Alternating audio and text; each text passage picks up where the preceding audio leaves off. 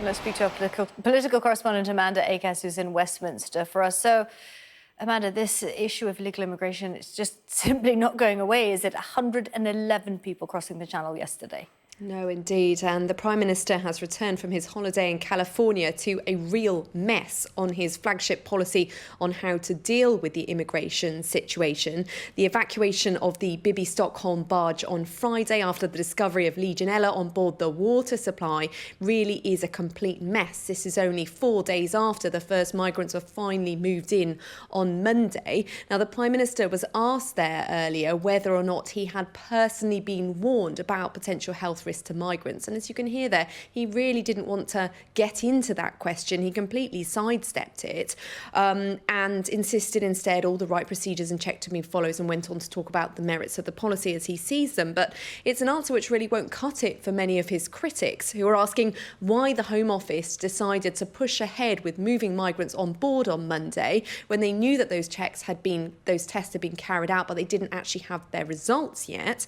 And there are also many outstanding questions about exactly when the government found out that the positive test results had come back, why there was this delay between the results being known to Dorset Council on Monday and the decision to move them out on Friday. Government insists that ministers only found out on Thursday night and then acted quickly, and the decision was taken as a precaution because thankfully no one has fallen sick with Legionnaires. But Dorset Council insists they told the Home Office contractor on Monday, and that on Tuesday they discussed it at a meeting at which a Home Office official was present. So the Home Office say, well, we're clarifying exactly what happened there. But big questions there. Yesterday we had the Prime Minister's official spokesperson insisting he does still have confidence in the Home Secretary and the work of the Home Office.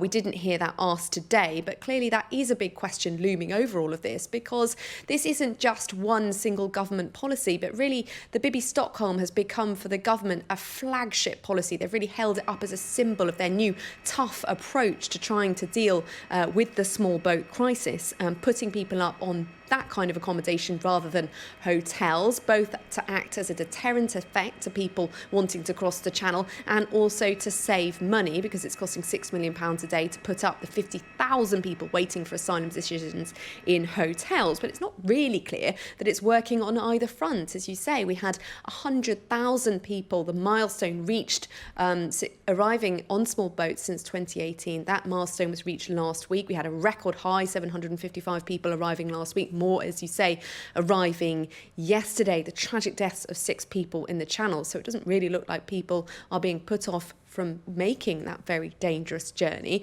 And indeed, there are also questions about the cost effectiveness of this policy. A leaked government memo published in the Telegraph yesterday seemed to suggest that government officials were working on the basis that the Bibi Stockholm would only actually deliver value for money if it had 1,000 people on board rather than 500. Clearly only had 39 last week, but it can't fit 1,000 people. So big questions being asked about that as well. And so for the Prime Minister, as you say, it's certainly not going away. Now he's back from his holiday.